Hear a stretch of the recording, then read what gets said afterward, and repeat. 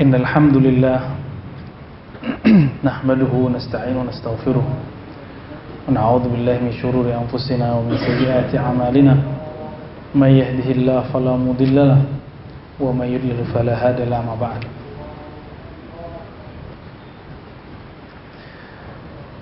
Mari kita buka kajian kita dan baca surah Al-Fatihah. A'udzubillahi minasyaitonir rajim. Bismillahirrahmanirrahim. Iyyaka na'budu wa iyyaka nasta'in. Shiratal mustaqim. Shiratal ladzina an'amta 'alaihim. Baik sahabat yang muliakan Allah, di bulan lalu kita membahas tentang ajaibul qalb, keajaiban kalbu. Tapi keajaiban di sini berarti keunikan kalbu. Dan kita sudah membuka perkataan beliau yang mengatakan bahwa man arafa qalbahu arafa rabbahu. Siapa yang kenal kalbunya, kenal yang punya kalbu, yaitu Allah Ta'ala. Namun beliau mengatakan, ini pengakuan pengarang ya, wa aktsarun nas jahiluna biqulubihim wa nufusihim. Kebanyakan orang tidak kenal kalbunya dan dirinya.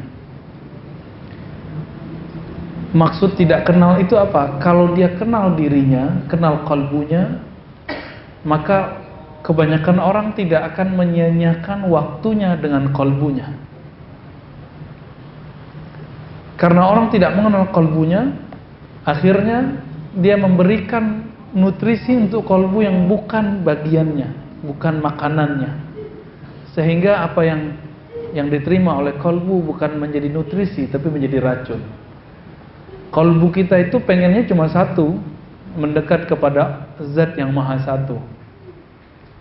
Lalu ketika dia tidak dibawa ke sana, maka dia akan tambah jauh ya. Kita membedakan antara ketenangan dengan kesenangan. Kalau ketenangan itu di kalbu, kalau kesenangan itu di nafsu. Kita mengira ketenangan itu sama dengan kesenangan. Nah, ini yang kemudian beliau katakan kebanyakan orang nggak paham ini. Nah, itu maksud beliau ya.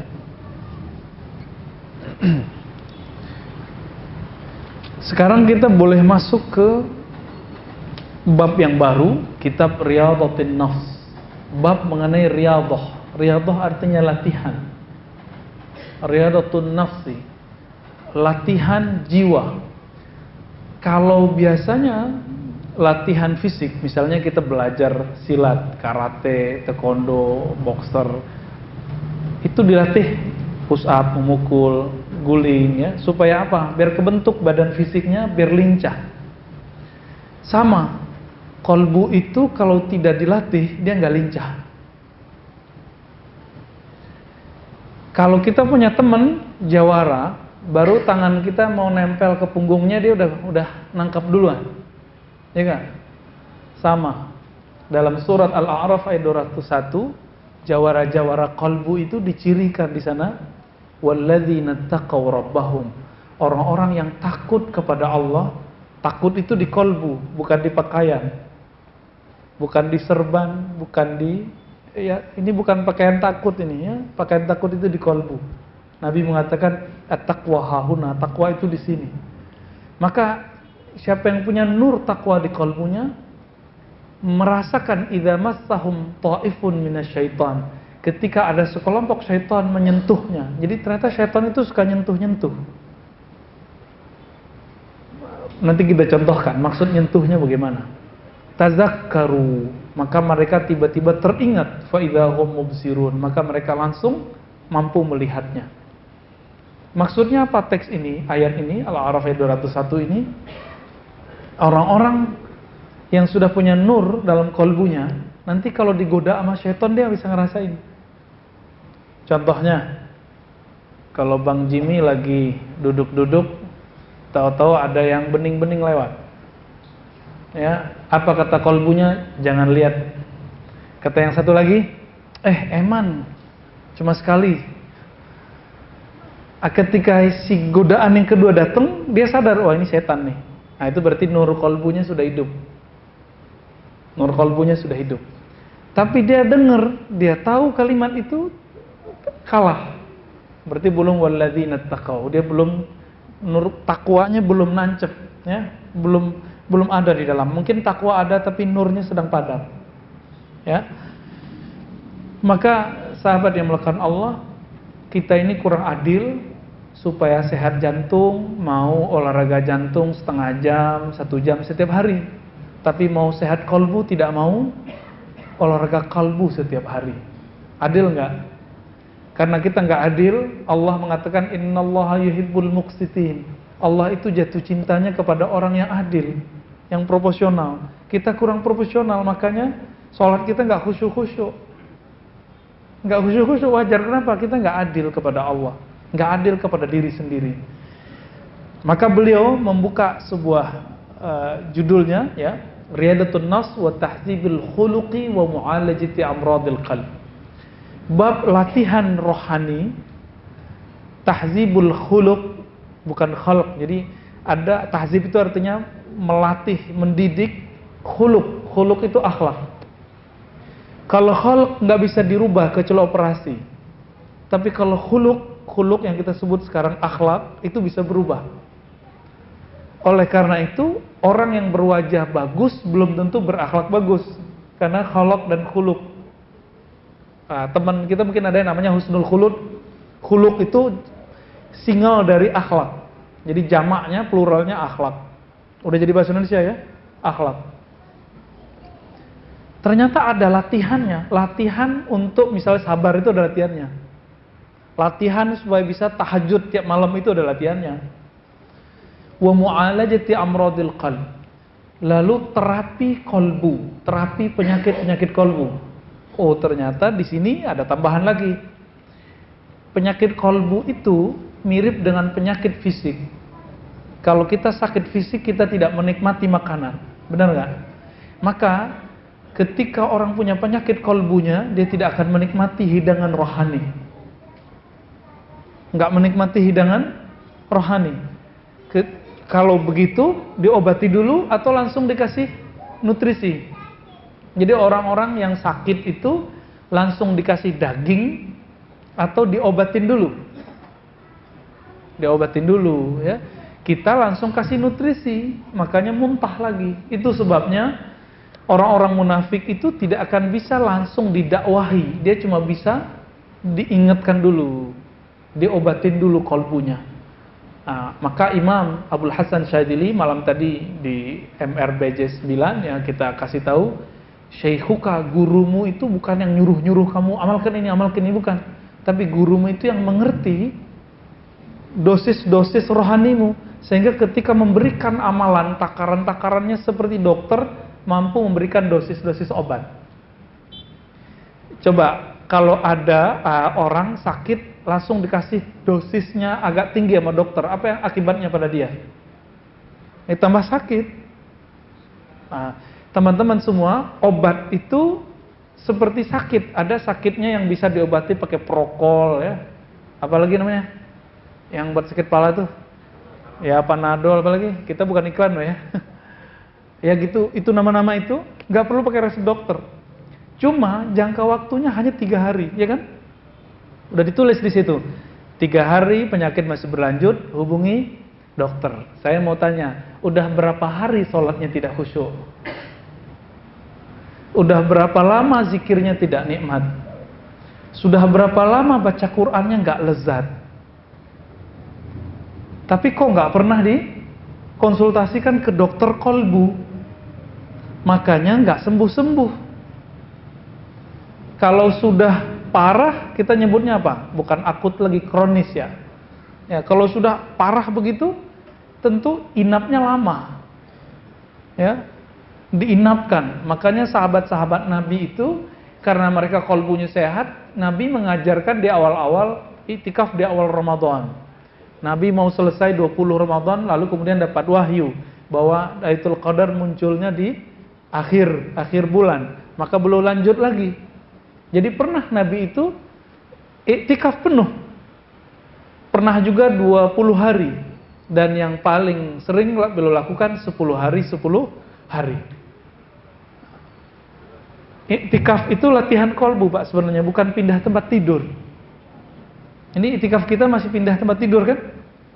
Oh, apalagi iktikaf kita kadang-kadang cuma pindah tempat ngobrol, ya, kenalan lagi, ngobrol lagi, ceramah lagi. Kalau iktikaf gak usah banyak-banyak ceramah, banyakin amal. Karena aku udah kebanyakan ceramah kan, kecuali emang udah jadwalnya di masjid ceramah, udah kita biarin. Tapi jangan banyak-banyak lagi. Nabi itu kalau itikaf off ngajar, nggak ada cara ngajar lagi. Yang beliau lakukan cuma mendidik jiwa. Ketika menantunya dan anaknya belum bangun, digedor-gedor, bangun Ali, bangun Fatimah, dibangunin. Jadi Nabi itu betul-betul seperti seorang trainer. Nah, maka di sini ada sebuah istilah Asy-Syaikh Al-Mursyid lil Murid. Ini kitab bukan kitab tarekat ya. Ini kitab tentang terapi kolbu. Imam Ibnu Qudamah ahli hadis Al-Maqdisi, mazhabnya Hanbali bukan Syafi'i. Ternyata beliau ini berguru kepada keluarga Al-Maqdisi yang mereka punya akses kepada Syekh Abdul Qadir Al-Jilani. Hasilnya ini nih kitabnya. Jadi semuanya punya akses ke sana karena sama-sama Hanbali. Syekh Abdul Qadir Jilani Hanbali dan rata-rata keluarga Al-Maqdisi itu Hanbali ya. Apa kata beliau? I'lam annal khuluqal hasan sifatul anbiya was-siddiqin. Ketahuilah bahwasannya sifat baik, akhlak terpuji itu adalah pakaiannya para nabi dan siddiqin. Siddiqin itu ulama-ulama. Akhlak yang baik. Maka nabi itu bukan mewarisi gelar doktor LCMA. Nabi tidak mewarisi kemampuan baca kitab. Nabi mewarisi akhlak. Ada orang pintar baca kitab, tapi kalau di mimbarnya menakutkan Pak jadinya Pak. Berarti dia belum mewarisi akhlak Nabi, baru pintar baca kitab. Ada orang dia mewarisi ilmu fikih Nabi, tapi tidak mewarisi keramahannya Nabi Sallallahu Alaihi Wasallam. Saya sering cerita, masih ingat orang yang nipisin masjid itu secara fikih haram, tapi secara akhlak itu dibiarin.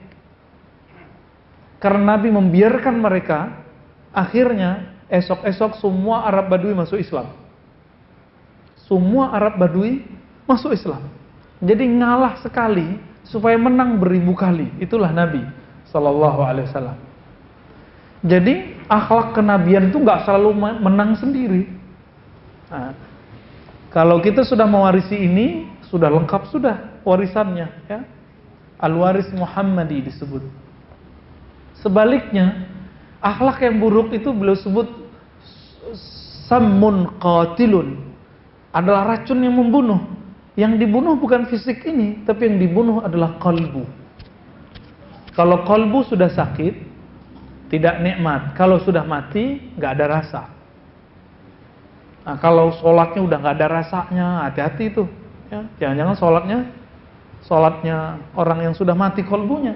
Nah, jangan sampai ya. Maka beliau memulai dengan bab fadilatu husnil khuluqi wa zammi su'il khuluq. Keutamaan berakhlak baik. Apa kata beliau? Takallamu fi husnil khulqi mu'taridina li samratihi la li haqiqatihi. Ya. Para ulama sudah banyak membicarakan tentang akhlak yang baik, namun mereka lebih banyak berbicara tentang buahnya, efeknya, tapi belum berbicara tentang hakikatnya. Maksudnya apa ya?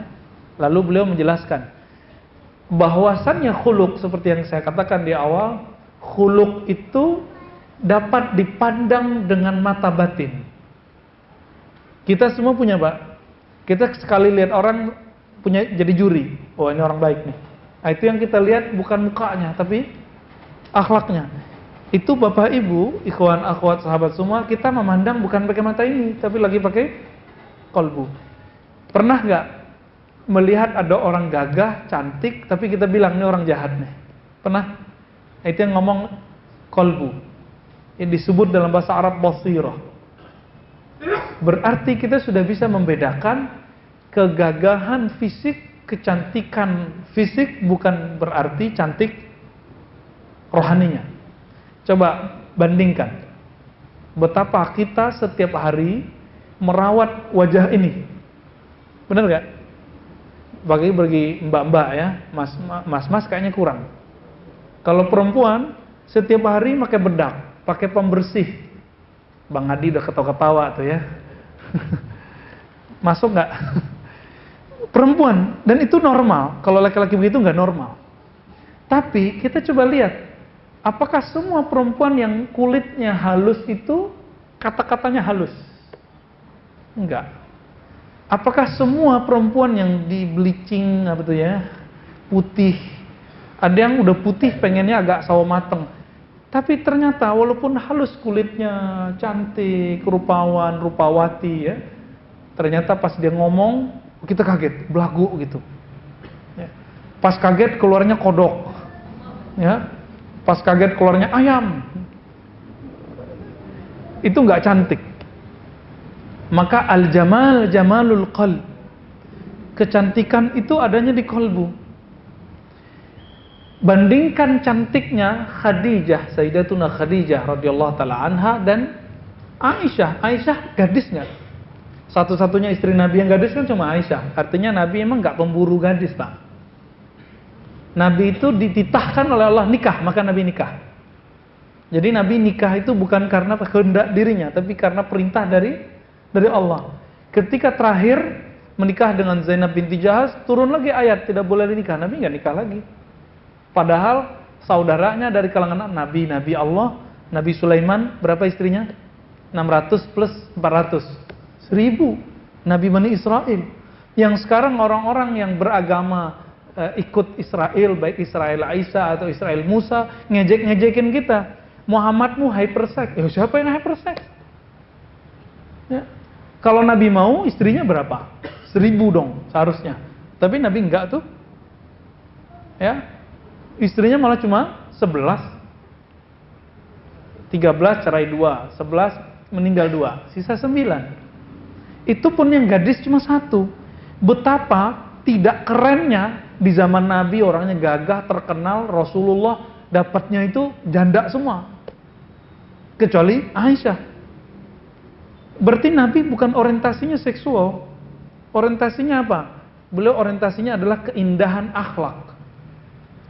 Satu kali Nabi bengong gitu ya. Apa kata Aisyah? Engkau mikirkan apa wahai Rasulullah? Apa jawaban Nabi? Aku teringat Khadijah. Cemburu. Cemburu. Normal itu. Yang berani cemburu begitu cuma Aisyah. Yang lain cemburunya gak bisa mengekspresikan seperti Aisyah. Apa kata Aisyah? Masa nenek rempong gitu masih diingat? Ya. Berani ngomong begitu. Tapi itu dalam dunia rumah tangga itu biasa. Biasa kan? Apa kata Nabi? Wahai Aisyah, istriku termuda, tercantik, Khadijah itu bersamaku di saat engkau tidak ada. Quraisy sedang menghadangku, mereka sedang mengusirku, sahabat-sahabatku diancam. Lalu beliau menyokongku dengan semua yang dia punya. Makanya kenangan bersamanya tidak bisa hilang. Pertama dapat wahyu, Aisyah nggak bilang, Muhammad ente gila, nggak bilang gitu. Jadi Nabi Muhammad cerita, saya didatangi oleh makhluk bersayap 360 kiri kanan, lalu mendekat, lalu membacakan Iqra, bla bla bla bla bla bla begitu. Kalau istri-istri sekarang mungkin bilang, Mas, kamu ketemu jin apa sih gitu? Gila nih ya. Pulang-pulang dari Gua Hiro gila nih. Kalau mungkin Nabi kalau nikah sama perempuan-perempuan sekarang begitu. Tapi ini enggak. Ustadz aja bilang gitu. Ada salah seorang ustadz di TV, jamaahnya itu pengobatan. Nanya, Ustadz kalau saya baca ayat ini sekian kali gimana? Apa kata ustadznya? Oh hati-hati nanti didatangin jin. Baca ayat kok didatangin jin? Dari mana itu? Ya, ajaran dari mana itu? Itu ustadz loh. Apalagi ya bukan ustadz gitu. Akhirnya Aisyah sadar diri, disebut insaf, munsifah. Ya, oh iya, saya waktu itu masih bocah kecil, tapi Aisyah sudah berkorban. Jadi sahabat yang mulakan Allah, Nabi SAW itu teringat Khadijah bukan fisiknya, tapi teringat akhlaknya. Dapat wahyu malah dikuat-kuatin, kamu normal, orang baik, nggak mungkin didatangi makhluk-makhluk yang jahat. Begitu nguatinnya. Maka siapa yang mewarisi ilmu Khadijah, akhlak Khadijah, dia tidak pernah membuat sedih suaminya. Dia selalu menguatkan suaminya. Ya, kalau pewaris Aisyah beda lagi, cerdas tapi tajam. Perlu juga tuh ya. Maksudnya perlunya apa? Nambah. Bukan gitu ya. Udah ngeres aja ke sono ya.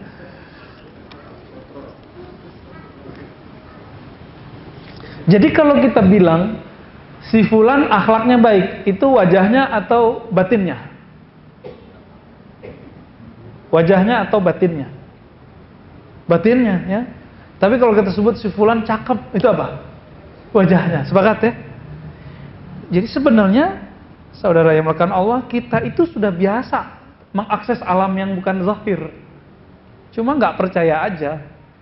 Kita setiap hari loh memandang yang tidak zahir itu. Setiap hari kita memandang yang tidak zahir. Kita sering ngomong, gue ikhlas loh. Itu kan ngomong mau menzahirkan yang batin, ya kan? Karena orang nggak percaya lalu kita zahirkan. Tapi semakin kita zahirkan yang batin, dia jadi nggak batin lagi. Nah, maka batin itu bahasa Arab sesuatu yang tersembunyi. Biarkan dia tersembunyi. Nanti biarkan orang-orang dengan batinnya memandang. Nah. Lalu beliau mengatakan, fal jasadu mudrakun bil basar. Jadi yang saya tanyakan barusan disebutkan sini. Maka kegagahan pada jasad dapat dilihat dengan mata fisik. Wan nafsu, kecantikan kegagahan dalam jiwa, mudrakatun bil basirah, dapat dipandang dengan basirah, dengan mata batin ya. Walikulli wahidatin minhuma hay'atun wa surah. Dan masing-masing itu punya rupa. Penyerupa. Coba ada orang gagah ketika dia marah, gagahnya gimana? Hilang. Ya. Ada cowok-cowok keren tapi tangannya begini deh, ya. Gimana kira-kira? Langsung nggak keren lagi. Ya, berarti dia punya masalah. Punya masalah. Apa yang paling mengejutkan saya di sini, di teks ini, belum bacain ayat, tulisin ayat, surat Shad 7172. Tapi penafsirannya ini yang bikin saya kaget. Surat Shad 7172. Ayatnya kalau dibaca, inni khaliqun, sesungguhnya aku menciptakan basyaran, manusia bashar. Bashar itu fisik. Jadi manusia itu terbagi dua. Satu sisi bashar, bukan bashar asad loh ya. Bashar itu sisi fisik. Mintin, dari tanah atau dari saripati tanah. Benar nggak? Antum makan yang dari tumbuhan? Bahkan hewan-hewan itu makan tumbuhan atau makan apa? Makan bulan. Makan tumbuhan ya. Jadi beda sama Superboy, Superman ya. Superman nggak perlu makan, dia cukup kena cahaya matahari. Ya. Nah, itu alam imajinatif itu. Lalu apa kata beliau? Ada ayat berikutnya bahwa di dalam diri kita ada sesuatu yang bukan dari tanah ini, bukan dari bumi. Antum itulah yang disebut alien. Fa idza sawaituhu, kalau si tanah itu, saripati tanah itu sudah diaduk, diolah sehingga menjadi janin, sawaituhu, aku sempurnakan fisiknya, nafakhtu fihi min ruhi, baru aku install namanya roh. Ditiupkan roh di situ. Dan Allah menyebutnya ruhi, roh milikku. Perbedaan agama sebelah mengartikan itu rohku sendiri, zatku. Sehingga Nabi Isa itu disebut rohnya Tuhan. Padahal maksudnya roh milik Allah. Sama kayak kalimat ardullah, bumi Allah, maksudnya bumi milik Allah. Bukan berarti bumi ini di dalamnya ada Allah, bukan. Ya, ini akibat penerjemahan kitab suci yang tidak cocok ya. Jadi Injil itu dulu mungkin diterjemahkan tapi tidak pas oleh sebagian penerjemahnya. Wallahu a'lam ya. Lalu apa kata beliau? Ini kalimatnya ini yang bikin saya bergetar ketika awal membaca. Fanabbaha ala annal jasada mansubun ilatin. Allah mengingatkan kamu wahai manusia bahwa tubuh fisikmu ini dia berasal dari tanah. Mansubun, dia dinisbatkan ke tanah. Berarti nanti semua yang berbau tanah itu miliknya. Itu tempat pulang kampungnya. Jadi pulang kampung kita emang ke tanah. Antum lahir di mana? Itu kampung KTP. Kampung akte lahir. Tapi kampung kita itu bisa di tanah mana aja. Namun ingat, kita punya makhluk alien di dalam. Namanya roh. Yang ini kampungnya bukan di Aceh, bukan di Padang, bukan di Jawa, bukan di Sunda, bukan di Kalimantan, bukan. Yang ini bernama roh itu kampungnya di negeri yang lain. Disebutkan di sini, waruhu mansubun ilaihi, dan roh itu berasal dari hadiratnya. Disebut rohku, roh milikku. Jadi sebelum ditiupkan roh itu, roh kita diminta bersaksian, dan dia menatap Allah Ta'ala. Itu yang ayat yang masyhur di surah Al-A'raf, alastu birabbikum, masih ingat? Bukankah aku Rabbmu? Jadi antum sadar atau tidak, kita ini semua pernah bertemu Allah. Kita semua ini. Jadi sebelum kita ketemu di sini, kita udah bareng di sono. Ngapain? Kita udah ketemu Allah. Jadi sekarang walaupun antum nggak tahu nama sampingnya, dulu udah bareng. Dalilnya ini, kemudian hadis Nabi, innal arwah junudun mujannada, hadis Sahih Muslim. Roh itu dia berbaris-baris. Kalau dia kenal dia akan akrab, kalau dia nggak kenal dia akan menjauh. Hadis Sahih Muslim. Jadi kita udah ketemu sebelumnya. Cuma sekarang ada yang nggak hafal kan namanya. Tapi roh itu bentuknya lebih bagus dari tubuh fisik ini. Lebih ideal. Di saat itu, di alam roh itulah Allah memuliakan, memberi anugerah kepada semua roh, memandang kepada sumber roh.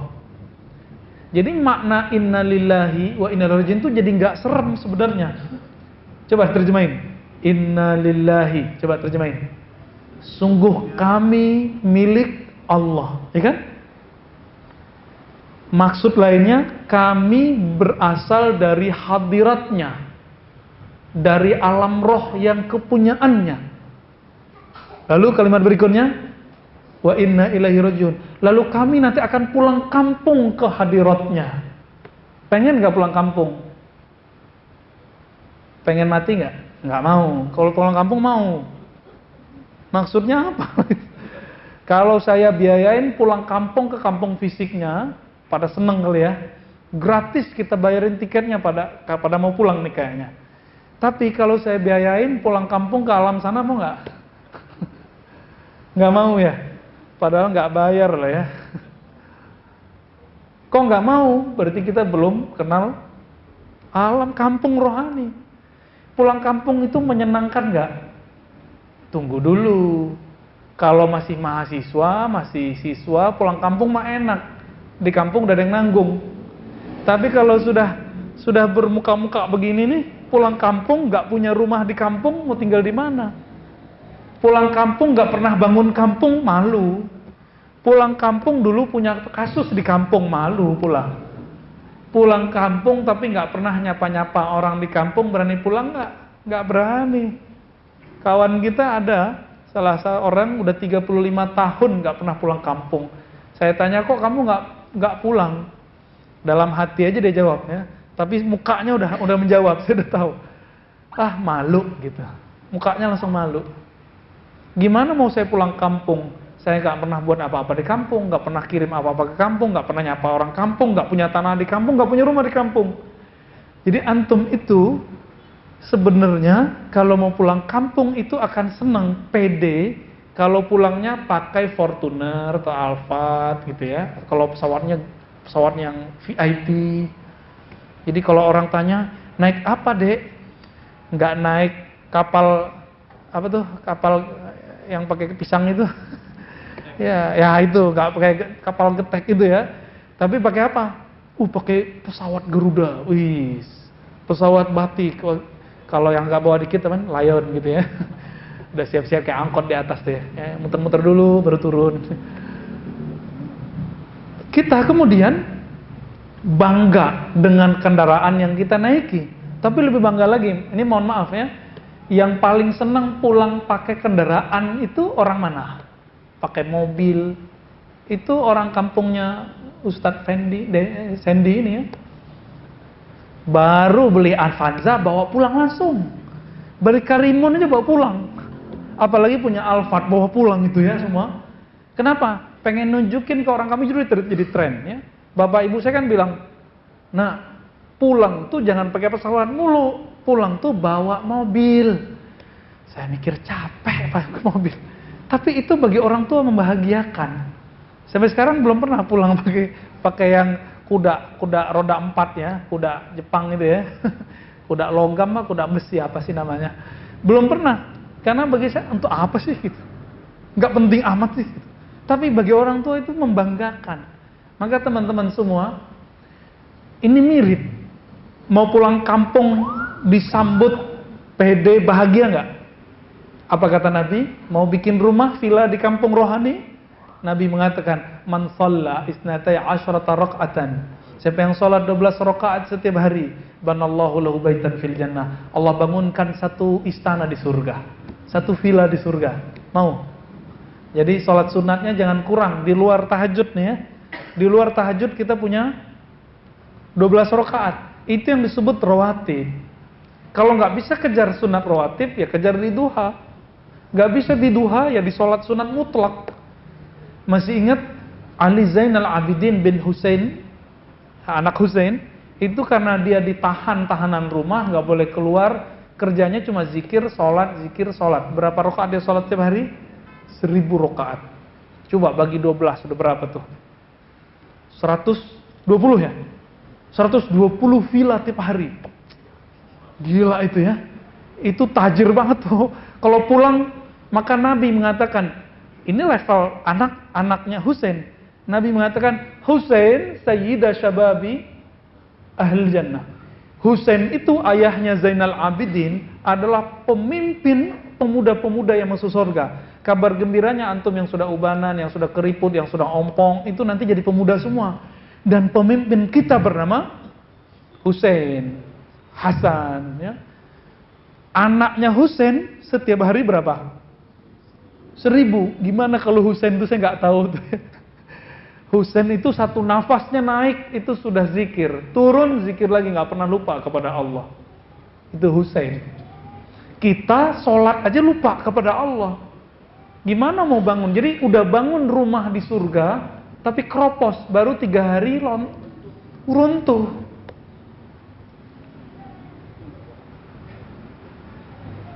Asrama IIKI takhusus untuk perempuan kan dibangun tuh oleh proyek-proyek. Kontraktornya jahat sekali.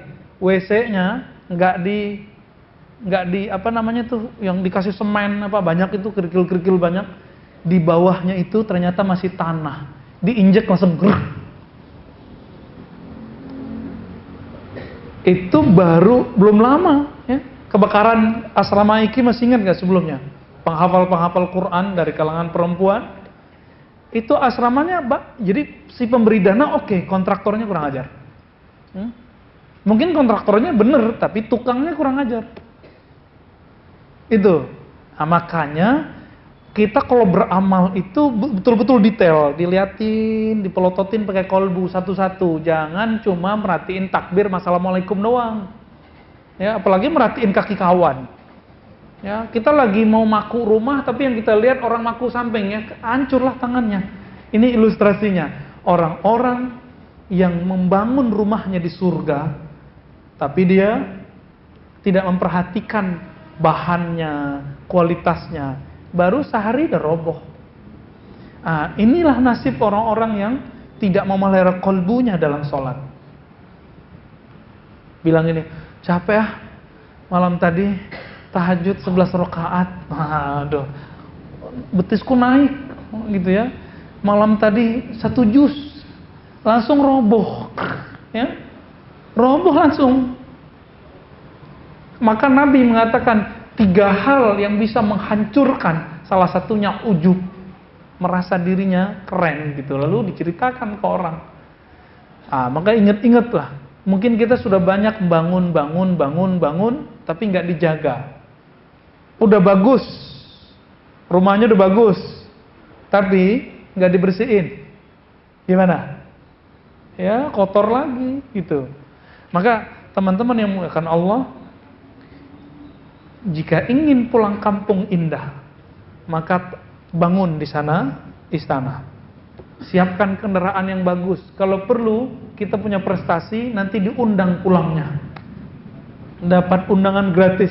Itu yang dibacakan dalam surah Al-Fajr. Ya ayat Tuhan, nafsul mutmainah itu undangan kematian gratis, Pak. Mau nggak diundang? Diundang oleh yang punya langit dan bumi. Maka orang-orang ini kalau diundang, disambut oleh makhluk langit dan ditangisi oleh langit makhluk bumi. Kita ini ketika lahir, kita nangis. Orang yang nyambut gimana? Ketawa, senyum. Tapi kita nggak tahu ketika kita meninggal nanti orang senyum apa nangis. Kira-kira gimana, Pak? Ibu, Mbak, semua. Kita yang mana nih?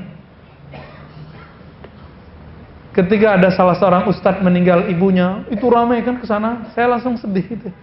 Ya Allah, ini yang terkenal anaknya, tapi ibunya dapat keberkahan. Oh, ternyata anaknya itu jadi seperti ini karena didikan ibunya.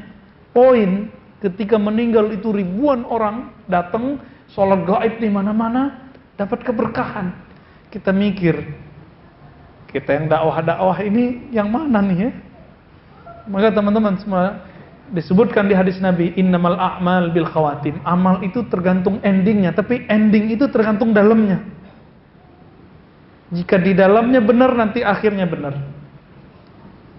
Jadi apa kata beliau? Beliau sedang mengenalkan kampung kita. Kampung kita bukan di Padang, bukan di Pekanbaru, bukan di Jambi, bukan di Kalimantan, bukan di Jawa, bukan di Sunda, bukan di Betawi. Bukan. Kampung kita bernama alam roh.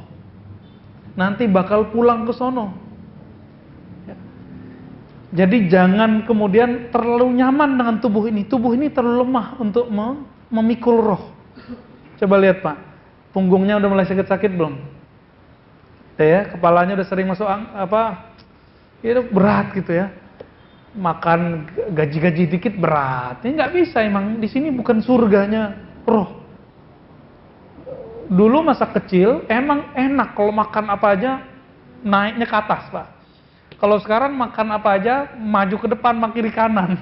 Tuh semuanya tuh sama aja tuh ya. Tuh sama saya juga begitu. Udah beda. Jadi ternyata tubuh ini punya masa, punya limit untuk berkembang. Selebihnya seharusnya kita mengembangkan roh.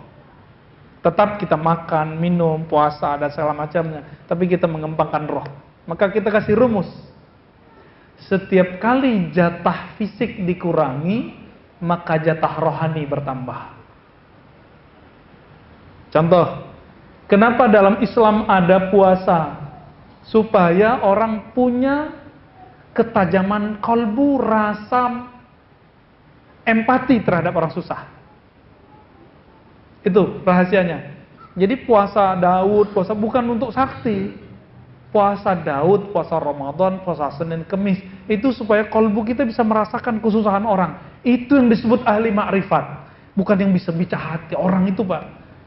Itu mah tukang gosip itu ya. Sok tahu baca hati kita. Itu untuk apa? Tapi orang yang kata Nabi, la yu'minu ahadukum, kamu nggak sempurna imannya. Kamu tidur kenyang, tetanggamu tidur kelaparan. Orang yang ngerti itu yang disebut ahli makrifat. Itu yang disebut ahli thariqat. Itu yang disebut ahli ma'rifatullah, ahli hakikat itu. Yang kan sekarang orang banyak ya. Saya lihat beberapa sahabat kita udah mulai kajian syariat, tarekat. Aduh, serem amat sih bahasannya ya. Tapi nggak apa-apa kalau mau tahu. Sebenarnya puncak hakikat itu bukan ngawang itu enggak. Tapi ketika dia mulai berpikir tentang alam kiri kanannya. Ini yang dialami oleh pendiri Jamaah Tabligh Maulana Ilyas, pendiri Ikhwanul Muslimin, pendiri NU, pendiri Muhammadiyah. Dulu mereka sibuk sendiri, sibuk sakti sendiri, sibuk pinter sendiri. Apa kata Hasan Al-Banna? Ya. Saya belajar thariqat Hasafiyah, cabang dari Syadziliyah. Tapi orang thariqat itu sebagian, nggak semua, sibuk sama dirinya, tidak pernah mau memikirkan kiri kanan sampingnya. Akhirnya dibuat gerakan Jami'iyah Hasafiyah, lalu diganti jadi Ikhwanul Muslimin. Dalam setahun punya cabang 300, baru setahun. Gerakannya betul-betul ya seperti NU di Indonesia dan Muhammadiyah, betul-betul persis sama. Dan mereka sama-sama Syadziliyah. Hadratus Syekh Hasyim Asy'ari rahimahullah itu Syadziliyah sama. Kita punya sanadnya dan kita lihat, oh Syadziliyah toh, ya. Jalurnya ke Syekh Mahfud Termasi, terus nyambung ke Abdul Hasan Syadzili. Mereka itu ketika tajam ma'rifatnya, tajam ilmu baca kitabnya, bukan untuk diri sendiri, memperkaya diri sendiri, justru berbagi kekayaan ilmu dibagi-bagikan, harta dibagi-bagi semua. Dulu kiai-kiai ngasih makan santri kan, semoga sampai sekarang ada lagi ya. Itu warisan dari Rasulullah SAW. Rasulullah itu punya santri, orang-orang sufah itu Nabi kasih makan. Minimal dikasih tempat gratis deh kalau nggak ngasih makan. Gitu. Harus ada yang begitu. Jadi apa rumusnya?